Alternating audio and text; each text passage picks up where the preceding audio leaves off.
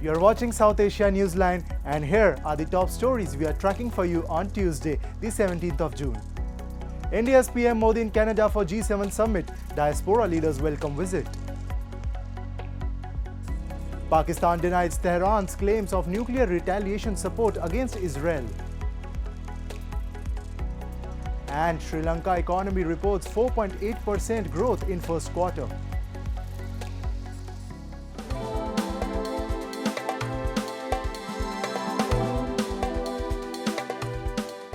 And now for all the details.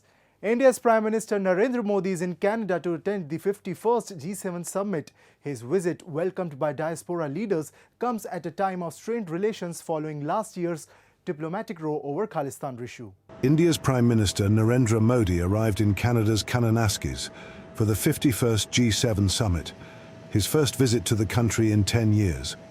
On the sidelines of the summit, Modi will also hold key bilateral meetings during his 23-hour stay before heading to Croatia. India is not a member of G7, but Canada's Prime Minister Mark Carney has invited Modi to attend the G7 outreach session that will focus on global issues like energy and innovation. Prominent leaders of the diaspora have welcomed Modi's visit, marking a reset in ties after they soured in the past 2 years over the Khalistan issue. Our Prime Minister Mark Carney has done a tremendous job by inviting and making these relations softer and good for the interest of Canadians in Canada. This has been a point of tension for a long time and inconvenience for a lot of Canadian citizens. This time, this invitation and acceptance by the Prime Minister Narendra Modi will make a huge difference in the relationships of Canada and India. दोनों country democracies हैं और दोनों को एक दूसरे की economy boost करने के लिए बहुत ज़रूरत है। कनाडा में लगभग 1.5 मिलियन इंडो कनेडियंस हैं, डायस्पोरा बड़ा स्ट्रॉन्ग है एंड ये बहुत यहाँ की डेवलपमेंट के लिए, बोथ कंट्रीज़ की डेवलपमेंट के लिए ये बहुत बड़ा एक अच्छा कदम है। हम इसको वेलकम करते हैं। Canada's relationship with India had been tense since former Canada PM Justin Trudeau in 2023 accused Indian government of involvement in the murder of Hardeep Singh Nijjar, a Khalistani terrorist in Canada. Modi government has denied any involvement and has accused Canada of providing a safe haven to separatists. And the parents of Sumit Sabharwal, one of the pilots aboard the ill-fated Air India 171 flight, mourned his loss as his body was brought home to Mumbai on Tuesday. Sabharwal was the senior pilot on board the Air India Boeing 787 Dreamliner, which crashed in India's Ahmedabad with 242 on board. A large crowd gathered as his coffin was carried over to an ambulance ahead of his funeral.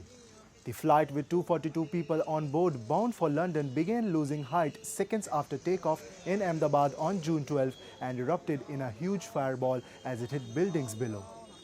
All but one on board were declared dead in the world's worst aviation disaster in a decade, and around 30 people died on the ground. Meanwhile, amid rising Middle East tensions, Pakistan has strongly denied Iranian claims that it would retaliate against Israel in support of Tehran if the conflict escalates.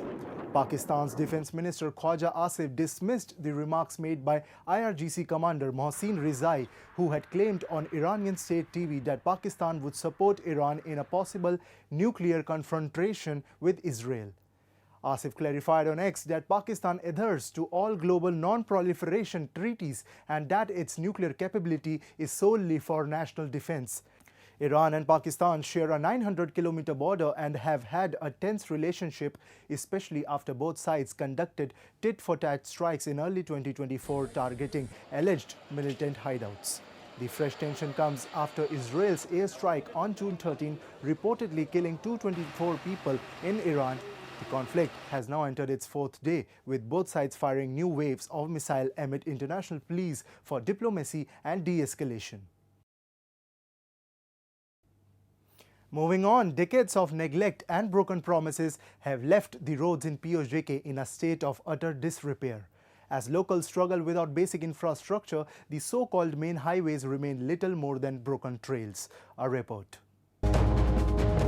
Pakistan-occupied Jammu and Kashmir remains trapped in a vicious cycle of neglect and broken promises. The so-called main highways are little more than patched-up trails. Chhatar cross से ऊपर ये हस चौकी तक ये जो सारा रास्ता है रोड का, ये मेन हाईवे है. नीचे वाली एक रोड रिपेयर हो रही है, वो एक लिंक है, लेकिन ये 85 से लेके आज तक इस रोड पे कोई अमल दरामद नहीं हुआ. ना हमारे किसी मिनिस्टर ने, ना किसी वजीर ने, ना किसी एमएलए ने, किसी ने भी इसकी तरफ रुझान ही नहीं किया. बस अपने वोट लिए और निकल गया. The residents here feel betrayed.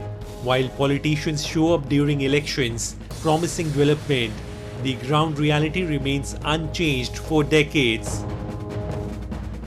सर्दियों में सर यहाँ पे कोहरा जम जाता है और इस रोड में बिल्कुल जो है ट्रांसपोर्ट का कोई सिस्टम ही नहीं होता ना कोई मशीनरी है. अगर ऐसा कुछ लैंड स्लाइडिंग हो जाए, कुछ भी हो जाए रोड के मुतालिक, तो वो मजदूर या अवाम इलाका ही खुद आके उसको साइड पे करेंगे. महकमे वाले उस पर वो भी कुछ नहीं करेंगे. तो सर्दियों में तो हालात इतने ख़राब होते हैं कि सिर्फ और सिर्फ रोड की वजह से. अगर रोड पे मशीनरी अवेलेबल हो, हर वक्त उसकी वो मरम्मत की जाए, सफाई की जाए, तो वो ऐसे मसाइल का शिकार हम ना हो जैसे मसाइल का शिकार अभी हैं. From lack of basic infrastructure to complete administrative apathy, the situation in POJK paints a grim picture of neglect. And Sri Lanka's economy grew 4.8% year-on-year basis in the first 3 months of 2025, reflecting a strengthening recovery from its worst financial crisis in decades, according to the official data. Due to a severe dollar shortfall, the country's economy went into a free fall in 2022, leading to a 7.3% contraction as it grappled with soaring inflation.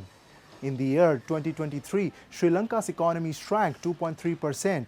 But the island nation made a stronger than expected recovery last year, posting 5% growth as the International Monetary Fund's 4-year bailout bore fruit. Sri Lanka's President Anura Kumara Dissanayake on Monday said that in the aftermath of the financial crisis, the country now plans to discuss with the IMF to attract more foreign investment.